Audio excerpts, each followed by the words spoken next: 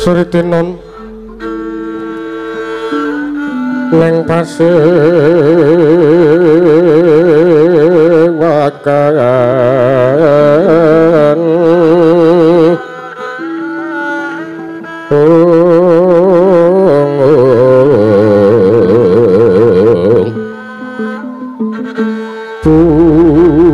busana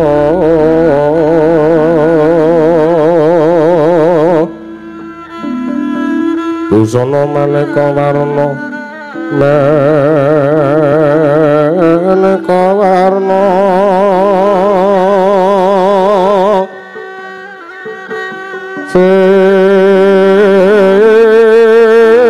sebab puspiteng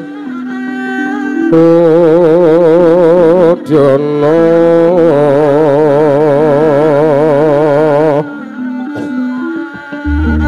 yang panjra sarwa rokmo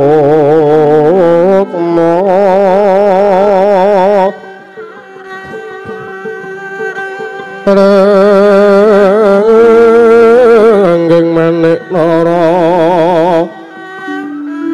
wata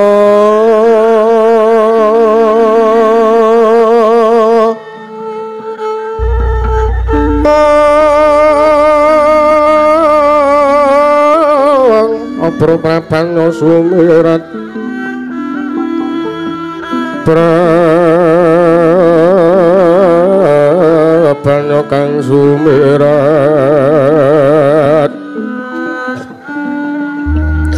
penyaring teksa lali weren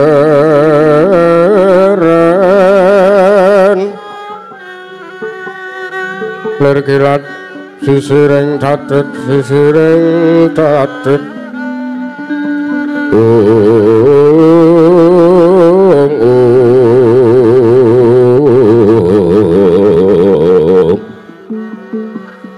mimbo kekontom rek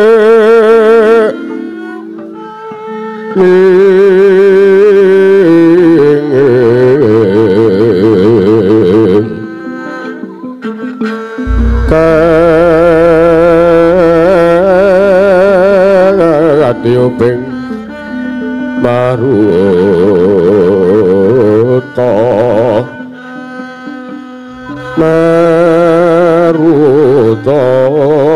mandu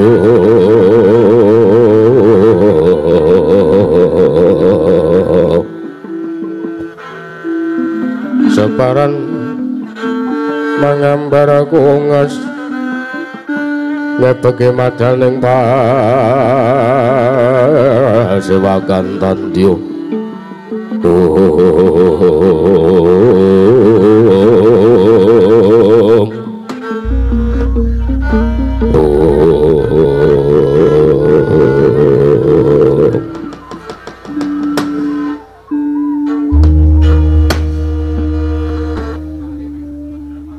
langsung mana madrin we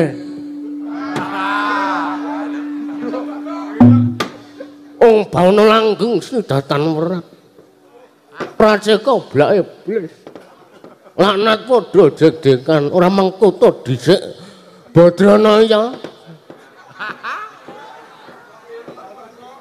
sak swanira nang ngarsaning panjaning sun padha slamet tekamu semir wedhus iki wong tuwa teka ki pilang mburu mbok ya di Sugata sing kanthi sak trepe minangka dayah ning Karang Kadempel aku ki bapakmu kok mintok Badranaya kowe ora ditata krama babar pisan wis dadi kodrating Gusti nek Bagong ki minangka apa ya satriya sing dugal warisan. Dadi aku kepiye wae ora bakal kualat. Mbok aja mung karo bapak, nadan dewa wae aku ora bakal kualat. Wis sak karepmu. Ya dole. Slametkane bapakmu iki ana ing Pedukuhan Pringapus, ana ing pendrapamu iki, ya. Pangestuku tang panono. Cah edan ora. Iki ora kaya ngono to, Gong. Iki bapak iki kowe iki kudune sing ngaturke bekti karo bapak, ora kok malah kowe sing menehi pangestu karo bapak. Nala Gareng ngene ya Nala Gareng. Bengi iki sing di omah ki aku. Aku ki sing di omah, sing apa carane nanggap kowe kabeh ki aku. Lurahe ki aku. Lurah Bagong Mas B. Oh. Dadi kepiye wae aku ki ora ana sarusikune merga sing di omah ki aku padha karo sampean-sampean kabeh ki teko nang omahku, mertamu nang omahku. Paham ora kowe? Wah, kuwoplok sisan. Goseng iki kok njur malah arep gegeran kepiye to wis. Wis ben lho. Stoke wae sak uni-unine. Sak polah-polahe wis diladeni mengko mundhak bingung nek ora digatekke. Lah iya kok Pak kaya ngono kuwi wis diyani wae. Lah iya. Iya to Le. Mestine wae kowe iki kudune ngaturke bekti karo bapakmu. Malah iya ya. Gandeng sing sepuh ki bapak, aku ngaturke bektiku katur ya bapak. Iya tak tampa pangestuku tampanono. Tak gegem dadekake jimat.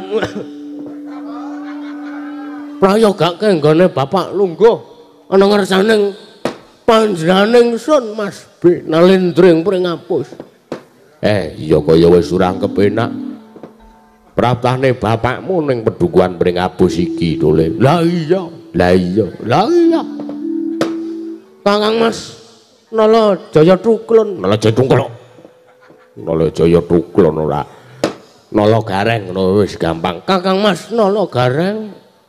Raharja rawuhmu Kang. Slamet. Aku ngaturke salam taklimku ya Gong. Tak tampa karya bombong penggalihku. Aku ya ngaturke pambagya Raharja. Slamet. Prayogakna nggonmu lungguh ana ngersaning Sinuwun Prabu B. Nalendreng pring ngapus. Ya wis sak karepmu. Wis ditoke wae to nek ora anu ndak. Apa jenenge ora lega atine. Lah iya. Patih Jaya Gejah. Petruk Jaya Gejah sapa to wis ngono ora. Kakang Petruk kantong buntet bolong. Kakang Petruk kantong bolong Raharja rawuhmu Kang. Kowe yo kene to gandhik swaramu rada kaya ngono. Pangestumu aku 3 dina iki tumbang. Ambruk aku ora ngerti kahanan jaba wah jan wis rasane mangan angger klebon sega klebon panganan ming enake ming watuk wae. Lah iya nang apa suarane iki dadi bindeng. Suarane iki dadi kaya swara wong pilek. Lah iya ngerti tak aku mau nyengkok sapa. Iya wis percaya ngaturke basaku katur ya Kang Petruk. Ya, tak tampa pangestu tampanono. Aku yo ngaturke salam taklim. Lah iki nyandi kok ngomahmu sepi. Pangestumu bojoku blonjo. Oh.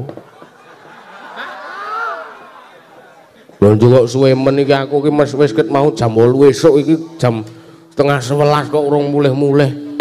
Pangestumu selingkuh. Kowe iki piye ana ndek bojo kok ora diopeni? Semen kaki bojoku kaki bebas kok, Tru. Oh.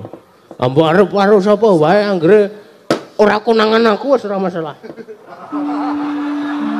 Kaya ngono kuwi elek jenenge ngono kuwi tegese iki ora wong lenang ora bakal entuk swarga nek kaya ngono nek bojone digodha sapa-sapa, dicerai sapa-sapa kok sing lenang ora duwe rasa sujana ora ndirasa kepiye-piye ora muring kuwi ora bakal prayoga kedadiane. Aku wong tetatak tangguh-tanggun ngono. Gampang luweh. Minggat golek meneh ngono wae wis. Mantek kaya raiku ki elek. Wong ya ora bagus. Ya wis ora apa-apa, penting tak openi. Tak openi wong ayune ora sebene. Perawatan enteke kira-kira ya udakawis 5 yuta. Nukoke apa tak suntik mati, suntik putih. Sing Alas sing dienggo rai kulit men putih lho. Lah ya suntik putih ora kok suntik mati senengmu ora. Suntik mati ya mudar bojomu. Senengmu neka-neka. Lah iya lan sak piturut-piturute. Prayogane ya Kang. Ya kaya wis ora kurang kepenak. Oleh iki ngene. Kepiye Bapak? Cekak aos wae aku ki penasaran janjane. Iki ya jane anek wigati apa to kowe kok nglumpukke kawula kae semene. Saka pojok pendapamu iring wetan tekan iring kulon. Pojok papat iki kok kebak kawulamu kabeh. Iki ngene Bapak, kepiye? Dadi iki ana wayangan. Wis seru. Ning iki ing wigati apa kowe nglumpukke kawula? Sak pedukuanmu lan kowe ngaturi bapakmu supaya teka ning utawa pring abus iki. Iki janjane wigatine apa kok kowe ngasih nekake bapakmu? Mbah, ora tegel aku. Duraka nekak wong tua. Tegese kowe ngundang bapakmu iki janjane ning wigati apa? Dole. Paringa utawa matura sing cetha karo bapakmu, aku tak ngrungokke sing dadi wigatine apa. Iki janjane mbingungke ya, Gang. Mau kowe wingi sore menehi undangan aku ki kon teka mrene iku undangane genduren. Bareng tekan kene kok endi ming wedang gula batu. Pacitane wiming gula Jawa. Kon diabetes ngono apa piye? Undangane genduren ketekan kok ming wedangan omongan tengok-tengok kaya ngene iki tok gek kawulane ditoke teng gelasah ora digelari kloso kaya ngono kae. Wis santai wae nek perkara kawula ora usah digagas teng gelasah ora gelar kloso iki ambune nek kaya ngene iki enek sing ngadol kloso plastik dhewe. Dadi wis ora kewuan dadi saka omah ki ora usah nggawa kloso mengko wae njagake mengko nek ana sing ngadol. Lah ning rak ya ora saora-orane iki minangka sing di omah ki ya nyugata dayahe ngono lho. Kowe iku wis rasa cangkeman to kowe. Wong garing lingguh wae kok ngono wong ana wong tuwa, ana critane wong tuwa sampluk ora kaya ngono kuwi. Aku ki kakangmu, iki aja sok kaya ngono kuwi. Ah ora rasa sok ngelekke. Aku duka hepok wedang. Molak-malik senengane ora mau jare lurah saiki dukuh. Kadang aku ya sak dadi care. Lah iya. Percaya aku ora nggawa surjan.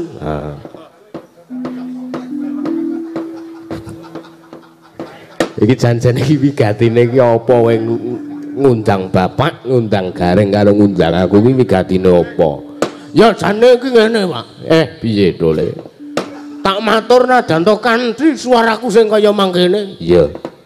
Saeneke wae ora apa-apa penting para warga iso seneng ngrungokke sing dadi ature cangkemmu. Cangkemmu kuwi. Iki dolan-dolanan cangkem to, gah aku. Gah mulia kono. Soale ora bedumah cangkeme cilik kok njero ora gelem cangkem-cangkem kowe. Iki ra kok ngono kuwi.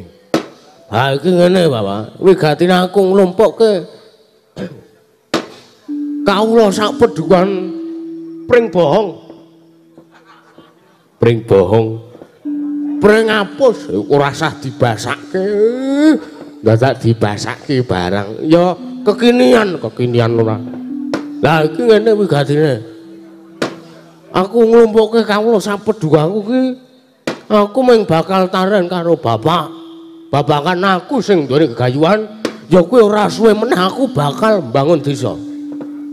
Weh, lho kaya sing tak aturke pas aku mau sore sambutan mau. Dadi jumbo lakone jumbo karo sing tak lakoni akhir-akhir iki utawa tahun-tahun iki. Iya Dole. Lah, aku kepengin bangun desa. Kowe kepengin bangun desa. Iya, Bapak. Ning jeneng aku bangun desa ki ana kapérang dadi rong werna. Utawa rong apa ya jenenge? Rong masa. Utawa rong babak. Dadi rong stage yo. Anu ki lho Truk, urutan stage. Lah kowe gene malah mudeng kowe. Wah, kene iki pemborong e padake ora. Pemborong buburukan sapi. Weh tenan nek kowe aku ra boro. Lah ya wis. Lah ana rong stage utawa ana rong tahapan. Siji aku kepengin bangun papan sing endah, sing magrong-magrong, sing layak dihuni. Contone ta kaya ta. Ngedeke WC umum ning perapatan. Weh iki ya perlu iki rada wah. Iki ya perlu. Iya, heeh. Aku ya mudeng. Mergo aku dhewe ngakoni nek aku isih sok ning kali. Wong tuwa ora pakartine. Iya, terus lah contone iki kuwi sing keloro. Aku sak bare-bare wis pengen bangun wujuding papan sing endah, papan sing magrong-magrong. Aku kepengin bangun lan kepengin dandane morale para kawula sak pedhuan mring ngapus. Mula niatku ki ora mung tak nggo awakku dhewe, ning mengko ya sumrambah menyang kamuktenaning kawula sak pedhuanku. Anjrang ora sasuluk wong kowe iki ora iso suluk. Lah pira tindingan iki sepira weh ora sah. Anjrah ingkang wis ora sah suluk. Men dalange wae sing suluk. Ayo Mas Dayo suluk. Anjrah Kang Puspita arum. Mudeng ing kameng to, Pak? Iya. Ka siliring samirana mri. Nek kesempatan kok Bapak ya melu mukti. Iya.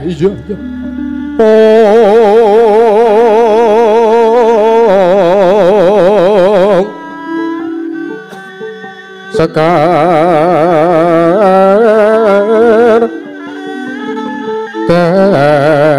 kadung kok ngarep kae tak cor sike iya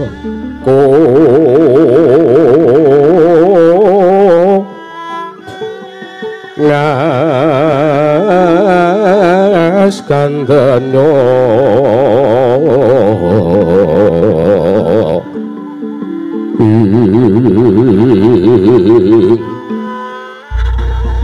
maweraras retnaning driya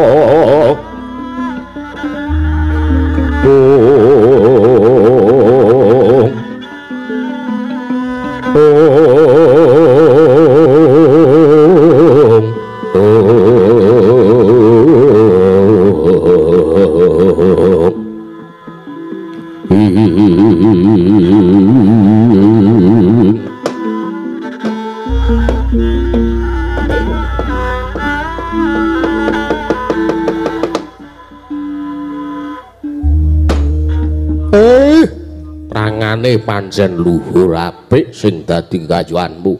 Apik wae, aja ta aku sing gegayuhan, aja ta lurahe ki aku. Mesti ora bakal kaya ngene iki. Iya dole. Aku percaya. Njur kowe ngopo kok ngundang bapakmu barang nek wis tok lakoni ijen tanpa ruang. Wah, omong sapa? Ngene ya, Pak. Aku ki minangka anak, jenengan ki minangka bapake anak. Iya bener lah. Gandeng aku ki anakmu sing nom dhewe.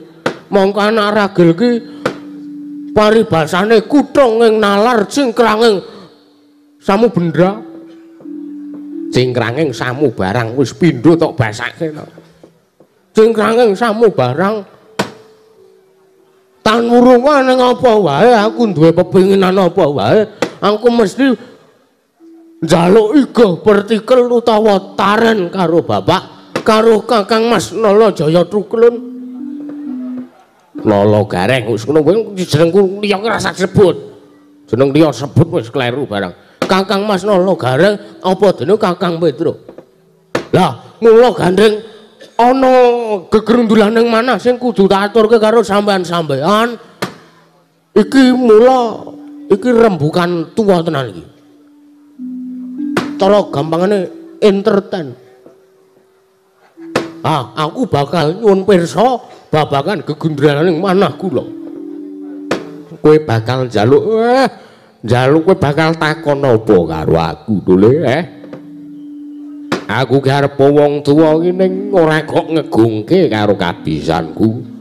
Ora kok nyombongke karo awakku ki ora. Ning aku ki wong tuwa menang pengalaman. Ning kalah pinter utawa goblok. Ora sak penake dhewe ngarani ngono kuwi lho, Gong. Najan to aku wong tuwa kaya ngene iku ora kok nyombongke awakku. Ning aku wis wareg mangan gembalaning jagat. Legi asining kahanan lakon sak donya ngalam donya ki bapakmu wis tau nglakoni kabeh apa telek diomongi tenanan kok mula kowe njaluk tulung apa wae kowe takon apa wae karo bapakmu aku mesti yo sak klamat-klamat iso menehi wangsulan karo kowe to le iki ngene Bapak aku wis tak pikir bulat-bulat gegayuanku kuwi mau kepengen bangun desa siji papan sing magrong-magrong loro dandane morale kawula iki wis tak pikir secara bulat tenan dadi wis ora ringkuh saka apa wae ora bakal doyong ora bakal mundur saka apa wae iya lah nen jroning aku duweni gegayuhan ngene iki aku ya nyambi prihatin merga sing jeneng usaha ki kudu disertai dengan doa lho wis dongane ibu dongane wong tuwa kuwi mandi tenanan lah mula aku ngrawuhke bapak rene iki bakal tak suwuni go bertikel babakan sing anggonku nglakoni laku prihatin nggonku ndonga ki entuk sasmita apa iki aku arep nyuwun pirsa karo bapak lah kowe entuk sasmita apa nggonmu laku prihatin iki ngene Pak iki aku tak rada maju mergo iki masalah entertain temenan lah iki ngene jroning aku nglampahi tapa telung bengi kepungkur ana ing sak ngisoring septic tank ki guangan regetan wer ora sak geleme dhewe apa kudu septic tank mosok kowe mlebu terus septic tank jiji aku turu nang sak ngisoring apa kae Pak lha apa ya wah ora tak pikir saurunge iki aku turu nang sak ngisoring gudang apa to senengane ora ana turu nang sak ngisoring gudang iki aku nampa sak sasmitane kuwi sasmitane jroning aku nglampahi prihatin ki lho kita ngerakit kata-kata sik wis mumet aku mumet kepiye to makane iki sok dipikir sik aku ki lali entuk turunan ndi karang wis 3 dina kepungkur iya dieling-eling karo mlaku pokoke iki jroning pasumenanku ki aku ki ngimpi digugah Pak Kapolsek lah nang kono Pak Kapolsek semanu ki lho Pak iya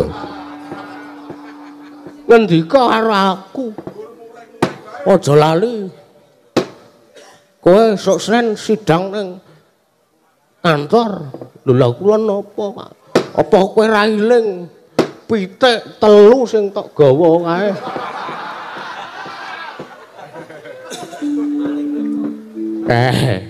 makane bocah ki aja sok nglidik. Lah aku ora omong Pak, pitik kula niku ilang setunggal. Lah ning bali-bali kok wis manak dadi 3. Mongko jago kabeh. Lah kuwi jenenge entukmu nyolong kok kowe iki senengamu kok ngono ora. Kowe iki ora karo aja lali. Wah. Iki wis seje perkara sing dirembuk. Ha iki ngene sing cetha sisan. Aku ki turu nang ngisor panggung. Oh, mergo ora ora-orane liyane aku ki dadi kepala desa Prengapus. Aku ki ya dadi peniti gamelan. Gamelan sing tak tutke iki bubare awan, mergo awane arep dienggo ketoprak. Lah, transite wis dinepke kabeh. Lah kok kaya ora ana papan tertutup, kamar mandi rak ya ora apik dienggo turu. Iya lho, Le. Ah, tumule aku turu nang ngisor panggung. Njipuki klasa plastik sing dienggo linggo para miyarsa, para penonton ku tak jipuk, tak untel-untel, tak nggo bantal, aku turu nang ngisor panggung. Iya. Lah kuwi tanpen tara ratri ana ing jam 3:30. Wong le wayangan bubare mung jam 2:15. Selak ora betah jare dalange. Ndase kemut-kemut. Lah kuwi jeneng aku ngglethek kuwi makler. Lah, jroning aku makler ki nampa sasmita saka Pak Kapolsek meneh. Pak Kasewon wis dawuh wae nguyak-uyak gek kon sidang. Mongko ming perkara ngidak zebra cross. Kowe iki ya ora ngati-ati kok senengane ora.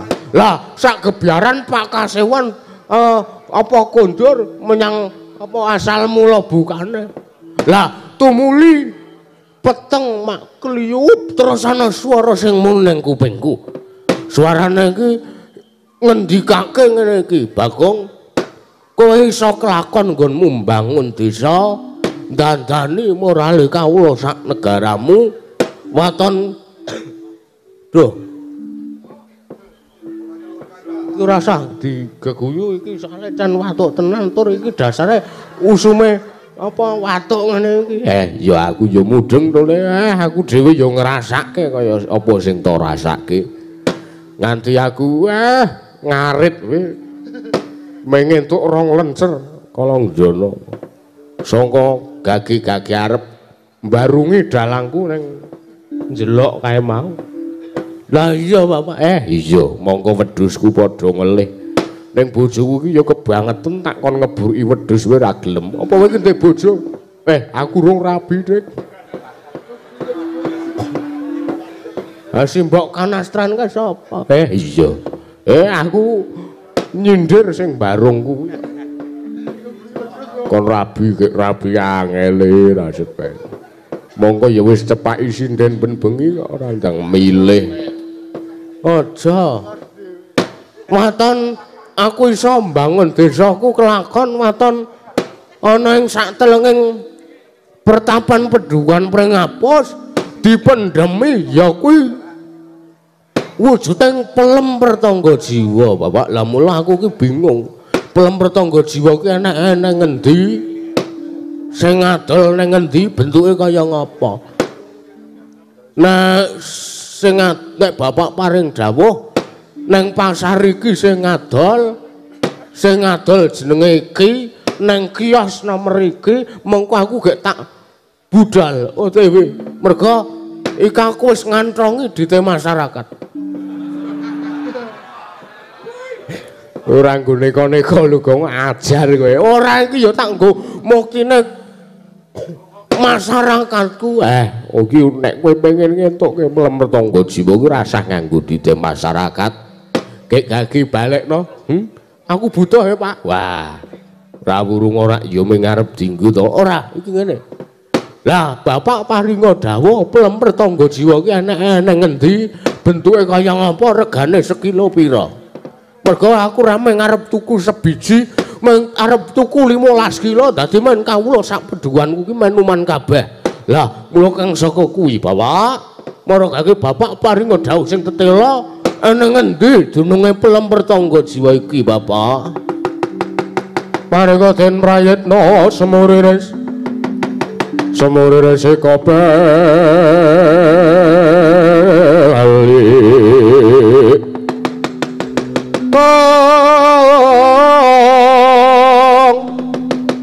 Tetyane gandayane Trisunya Purnama sasi kilar milang tangaing latar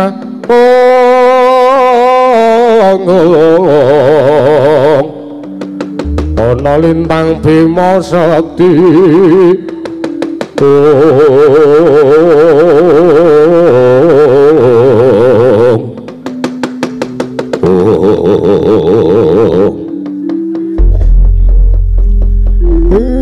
ora ngira nek kowe kepengin utawa kowe mbutuhke syarat srana wujude pertangga jiwa. Lah nek kowe arep njipukke kuwi iki syarate kelebune abot oleh mergo kowe iki ngelingi nek derajate awake dhewe iki ming Punakawan, derajate awake dhewe iki ming batur, ming wong loro sak udon telu sak urupane tangeh lamun kelakone cepak purunge nek arep nggayuh wujude pelem pertangga jiwa. Lho kok ngono, Pak? Apa abot? Apa peleme iki gedhe ngono piye? Kok bapak omong nek abot gedhe terus bunder lho. Ora neka-neka kok slathak watu lho. Iki isih sore kok rembuke neka-neka. Ora kok wujude gedhe utawa peleme kuwi tuwa ora. Ning peleme iki mampane ana ing Kayuwangan Suralaya. Waduh. Monggo aku ra ndedhet nggo tuku tiket. Tiket kereta jurusan Surabaya ki regane saiki larang sing eksekutif. Mula aku sok milih sing ekonomi sabun solek. Ora kok Surabaya ki ora, Suralaya. Ha. Kuwi papane Bathara Guru. Bathara Guru berarti nek ngono kuwi sekolahan. Udu. Bathara Guru kuwi Manikmaya kuwi adikku. Kuwi mapane ning Kayuwangan Suralaya. Kayuwangan Suralaya. Engko sik to janjane Kayuwangan ki apa? Wah, iki bocah kok takon wae. Kayuwangan ki papan sing gombandul tanpa centelan. Aku duwe nek kuwi wae. Gembandul tanpa centelan.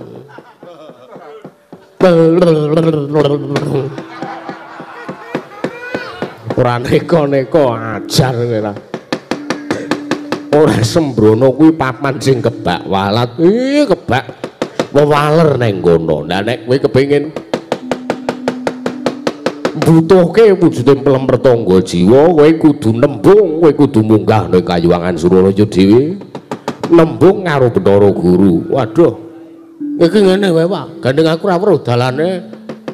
Kepiye carane men Bathara Guru rawuh mrene iso ora? Mau jare bapak, Manikmaya ki adine bapak. Bathara Guru ki adine bapak. Bapak ki Bathara dosen. Lah, bapak ki jare ditunggal telu. Siji Tejamaya ki dumadi saka kulit endhog. Loro Putihan Ndok ki dadi bapak. Ha iya. Kuningane dadi Manikmaya utawa Bathara Guru. Telake dadi Gareng. Ora sia-sia to aku ki anake bapak kok senengan ora. Iya nek ya ora usah nesu aku mung gojekan. Lah jare bapak kuwi kakangne Bathara Guru. Lah saiki ngene wae. Bapak iso to ngrawuhke Bathara Guru? Iso wae ning apa ya bakale kelakon, apa ya bakale Manikmaya gelem karo aku. Mergo nek kowe ngerti alesane aku mudhun ning jagat iki mergo Manikmaya serik karo aku, Manikmaya ora cocok karo aku. Manikmaya ki janjane sengit karo aku. Wah, ada ngene kok isih ana sengit-sengitan. Cara aku kok kampungan. Ya nek mbok menawa kowe sing tok karepke kaya mangkono ya tak budidayane tole. Wis gak rasa suwe-suwe, Pak. Tan samar pamoring sukma, sukma sinukmaya. Sinukmaya winahya ing asepi. Oh Brahma sing asemun sang Lurah Semar Badranaya dumuk kunjunge ategese bakal duwe gawe nyipta aji tumiyup saking dirgantara kaya daru tetarungan rawi sang Hyang Manikmaya wakarya kagiat kang sam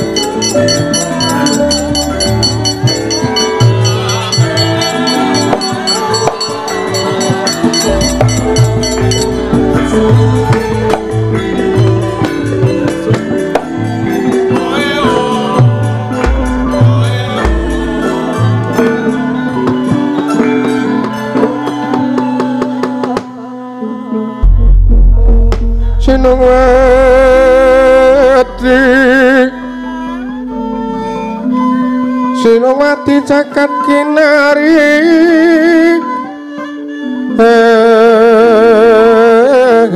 among bak membak ombak ing samudra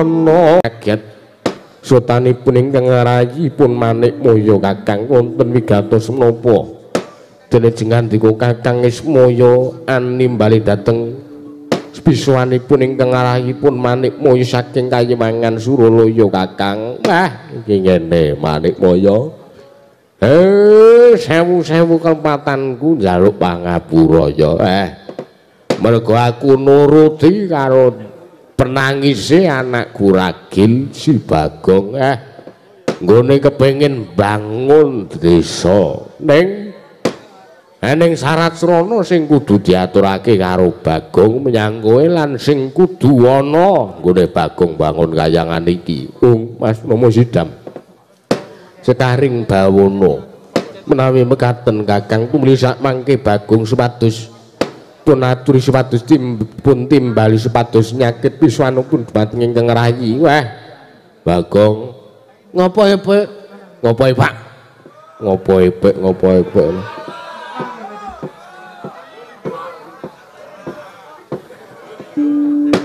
iki sing tok karepe Bathara Guru wis rawuh utawa wis teko neng wis ora usah kakek ngomong gek wis omong kene Bagong lho kok kenal aku ya Pak dewa iki sapa-sapa kenal mergo gak kabeh titah iki dicateti jenenge karo dewa. Waduh nek ngono aku entuk beasiswa ora kok mbok sakarepmu wis kek matur dewa enten bareng jawuh pungkulun nyakut kelawan panjenengan ulun siap mundur Pak iya ya aja ngeri kuwi aku arep matur ngebak-baki mbegonggok kaya tenggok kaya ngono ora senengane ora wonten dawuh pungkulun ana ngapa bapak kita nimbali kelawan panjenengan ulun lah menika ngaten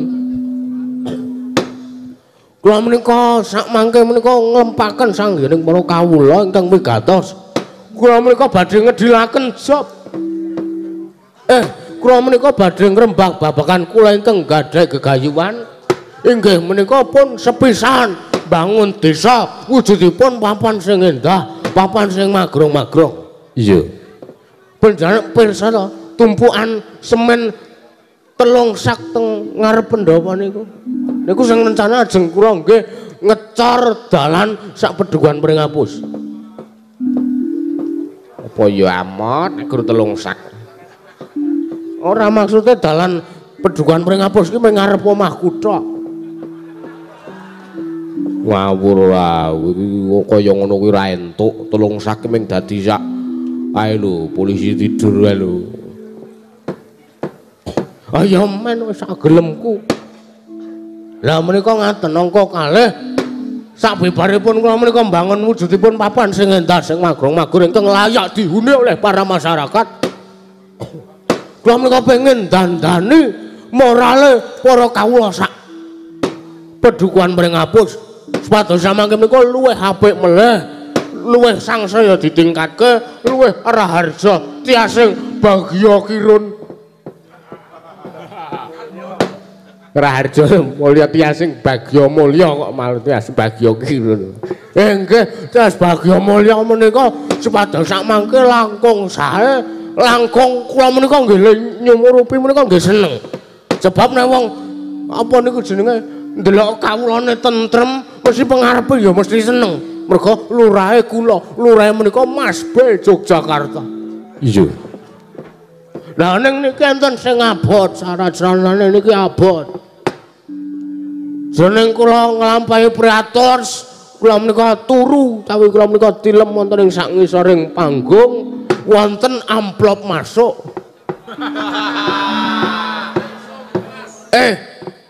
Wonten suwanten ingkang dumeleng tanpa wujud ingkang ngendika wonten ing talinganipun ingkang abdi Nalendreng Pringapus Prabu B. Prabu Patrokol Bawarsari. Aja kleru, aja kewalik. Aja kewalik Patrokol, aja kewalik. Kok ndak ora prayoga? Iya. Samangke tasmita ingkang kula tamping kok sik darak matur. Wah, piye kene Pak? Wis gek matur ora usah kakean gleceh.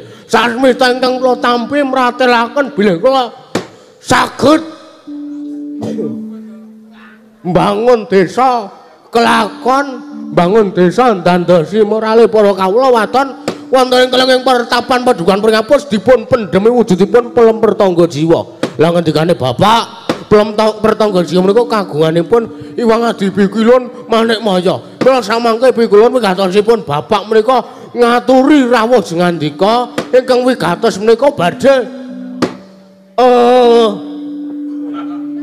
mengajukan proposal.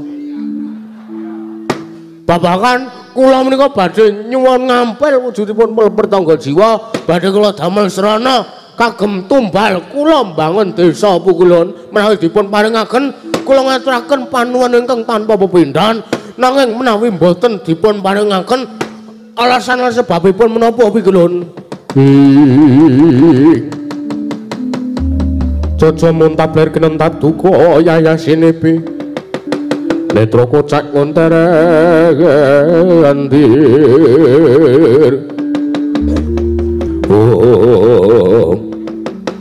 ilahing mas tunomo sidam sekaring bawono Bagong non opo kita ora minger lan kita ora ngilo karo derajat kita lho saya tak ngedai amplop saya ndak ilang opo kita ora ngelingi karo derajat kita wonten apa Bu? Lah pripun to? Nggih kula niku nggih ngrumasi derajat kula niku ming pono kawan. Lah kok teko kita delangap-delangap ning atase kita ming duweni gegayuhan mung kepengin bangun desa wae. Teko mbutuhake syarat srana ya kuwi pelem pertangga jiwa sing bakal kita pendhem. Minangka tumbalon ning telenging pertapan Pedukuhan Pringapus. Lah nggih, mengke nek mun rampung kula balekke. Ora ana sak lameking tumbal yen to wis bar dienggo tumbal bakal iso dibalekke. Mergo sak ora-orane tumbal kuwi dipendhem. Lan sing kagungan ora bakal iso nyumurupi meneh wujuding apa sing wis di kanggo tumbal kuwi mau. Lho. Napa mboten kena dibalake niku? Mboya kena yen kita wis gunakake minangka tumbal lan kita pendhem ing telenging pertapan pringapus. Nggih pun kula nyuwun 15 kilo men. Sing sekilo kula pendhem, sing 14 kilo kula kembul kalih warga kula. Mboya iso Bagong. Mergo sepisan kita kuwi derajat kita mung ngono kawan. Derajat kita kuwi mung loro sak udan telu sak urupan sing ora sak terbe.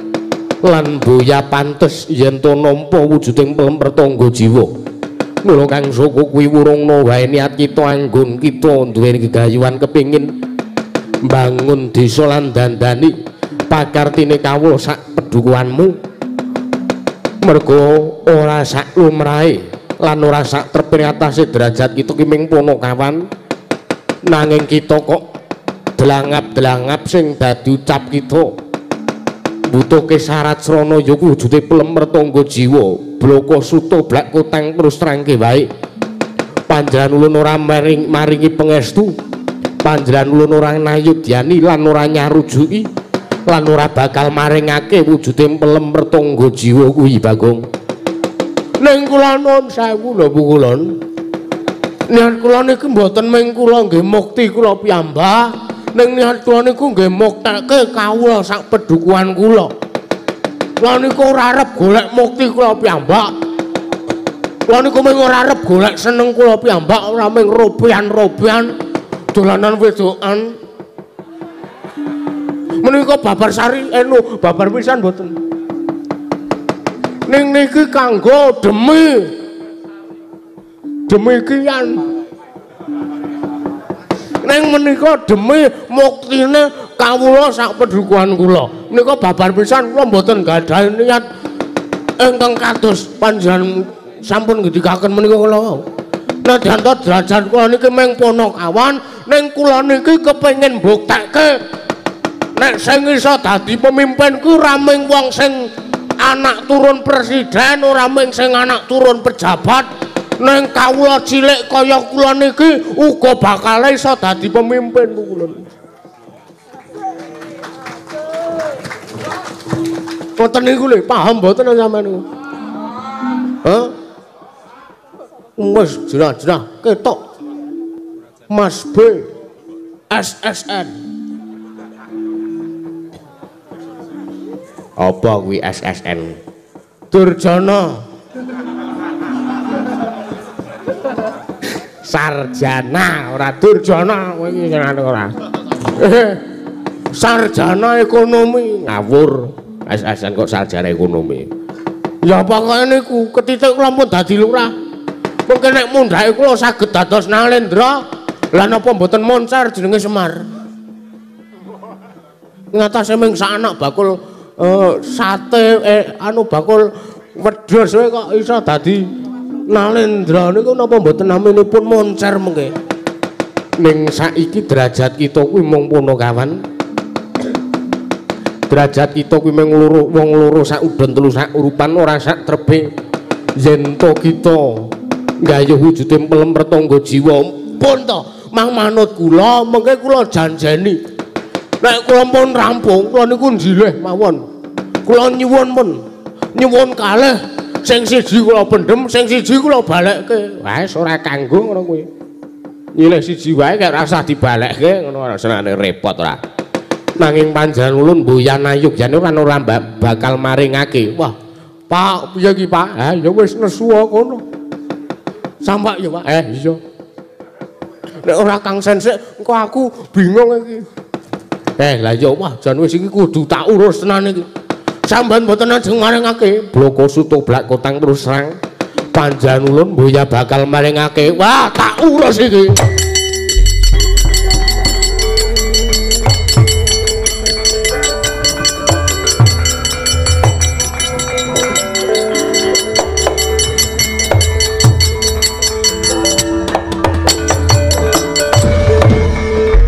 Mas Kromo Sidam Skaring Bawono teko kita ngadeg ngaglah begagah tanpa tata krama. Aman lho. Mboya basa kelawan panjenengan ulun basa ya gelut ora ya jotosan yo. Wak dudutke keris iki malah Iki arep pomeng variasi ning iki gambar. Ateges iki keris ora tenanan. Wong Mas Kromo Sidam Sekaring Bawono Bagong kita aja keladuk wani kurang duga. Aban. Bapake bener gajuli ndase aku ora kuwalat seprene kok. Nek ngono carane iki kemajon pakartimu kuwi ora ilok kaya ngono iki. Ora kena ditiru kaya ngono iki. Aman. Pon, paring kene mboten? Hah?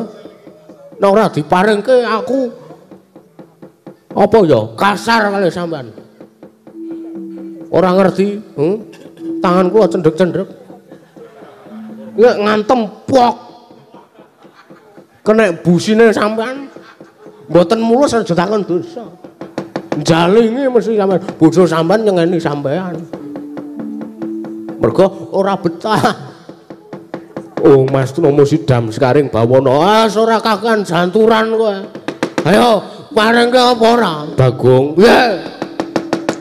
Kita wis keladuk wani kurang geduga, kita bakal ulun pidana.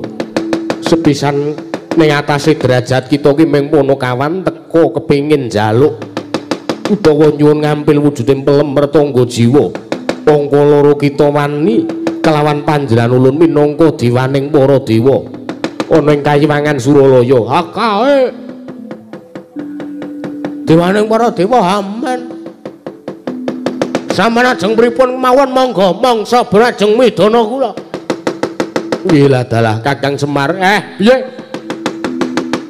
Nganti sak mangke Kakang Semar mboten maringaken ingkang putra pun Bagong wonten ing astanipun ingkang rayipun Manikmaya sak mangke ampun takon dosa. Karang kadempel badhe kula besmek Kakang.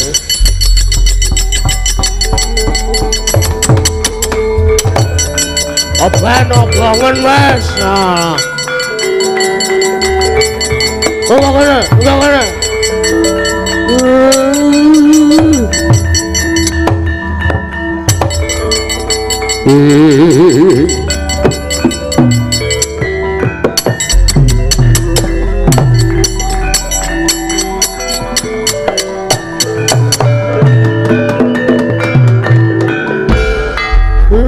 Sisan lehku nglabuhi karo kowe tole ora usah kuwatir. Eneng aku eneng burimu dewa ki nek nedeng lali mongko ming disuwuni pelem sebiji ora kaya ngono carane kuwi ora efisien. Wis sisan le ngamuk sisan aku ora ketangguhan nglabuhi kowe le. Lah sip.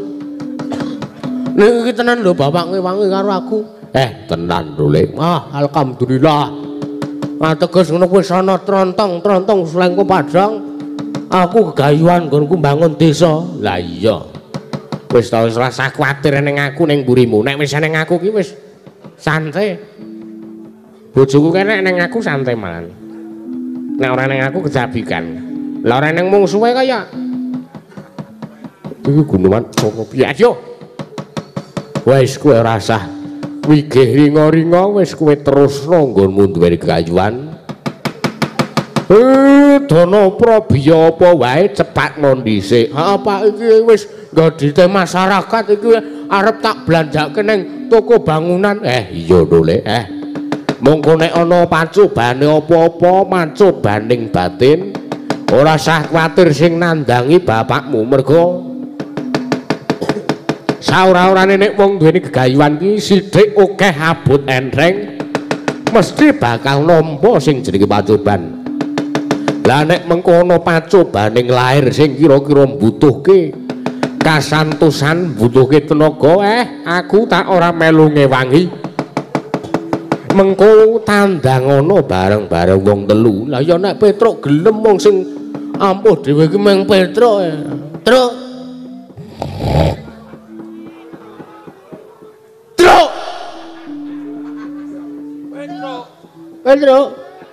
Truk. Wah, bocah kok yane wis ngono. Rang, kuwi gugan Petruk kuwi wajar sira. Sing ora enak sogok ngene iki. Yung. Tangi nyuk. Ya wis ora nyogoki ngono kuwi ora iki. Apa kelangenane bojo kuwi. sogoki sak geleme dhewe ora piye. Kowe gelem ngewangi aku ora? Ngewangi apa? Lho iki bocah ora ngerti perkara. Mau Bathara Guru rene nesu-nesu sebabe ora trima nek aku apa jenenge njaluk pelem pertangga jiwa. Wes, santai wae. Engko aku karo kowe karo Gareng ngundurke para dewa bareng-bareng. Muga mesti kae ngawe Durandara, ngawe Sanghyang para dewa pon ngebyuki marang kahanan Pringapus. Wes ngene wae, Pak. Iki gandeng bojoku wis masak. Iya. Jare blonjo wis mulih. Lah kae sapa ana wong lenang wis diomongi selingkuh mau. Kok kowe yo ora nesu, kowe yo ora kepiye-piye. Wis diomongi to. Aku waton mulih cepaki panganan wis alhamdulillah. Pepete bojoku minggat lenangan liya ora masalah. Mergo aku yang ngrumangsani nek aku ki wong kere, Pak. Men dimoktekke karo wong liya wis ora masalah wis. Lenangane gorene ora masalah. Waton aku ora digepuki ora masalah. Ngono kuwi ora bakal prayoga. Wes, ayo to Pak wis iki wis masak. Aku karo sampean kembul bujana. Lah aku le, kowe rasah kowe. Kowe poso kok kowe. Omong sapa? Nyenen Kemis ora. Nyeneni Kemis ora. Lah njero apa? Ngemisi Senin. Layak suwe-suwe dompete tipis tah. Amen tok kowe ngemis wae. Lah iya kok ya lek. Padake ora. Saya tua saya ngeleleng kali padake le. Lah iya. Wes saiki yo awake dhewe wong loro madang mergo iki ana hal-hal ana rembukan sing perlu tak rembuk sing pancen entertain tenan. Ya wis ayo wis kondrenge dateng Sang Nata Prabu B nalendreng Pringapus kairing srebek lasem.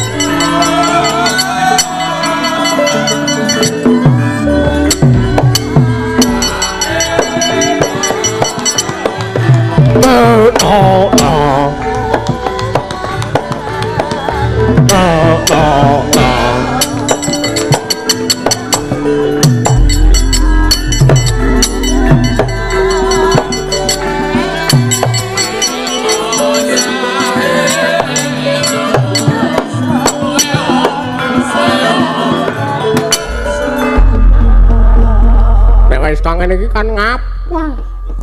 Wedang ora seger, pacitan gula Jawa wit cair iki. Wis ora sama itu, sing di omah rene kok ora. Wis santai wae gak yo. Kedhep, wis iku wae gara-gara ngono ora.